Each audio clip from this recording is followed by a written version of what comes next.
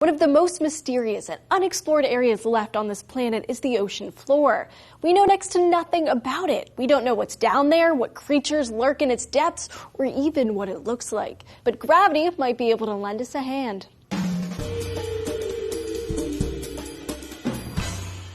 Hey guys, Julia here for D News. Scientists recently used what's called gravity mapping to map the ocean floor, and just like that sounds, it's when satellites measure gravity to tell the topography of a place. In a study published in the journal Science, researchers merged data from 2 satellites to reveal the underwater map. The satellites, Cryosat-2 and Jason-1, measured the distance from their location in space to the surface of the land or water on Earth.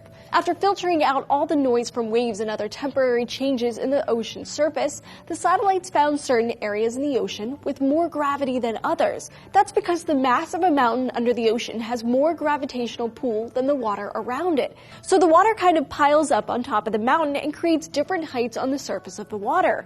A lower area has less gravity than a higher area because there's less mass. Using these changes in gravity, scientists could measure the seafloor by measuring the surface of the ocean. The results confirmed some previous data on the bottom of the ocean and found some new discoveries too. In a study published in the journal Earth and Planetary Science Letters, researchers announced the discovery of a tiny new tectonic plate called the Mammarix microplate.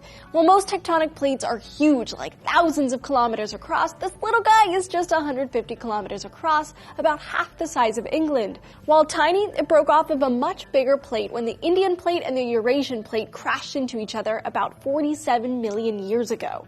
This map reveals how little we know about the world around us. We've only mapped about 0.05% of the ocean floor to our highest level of resolution with sonar.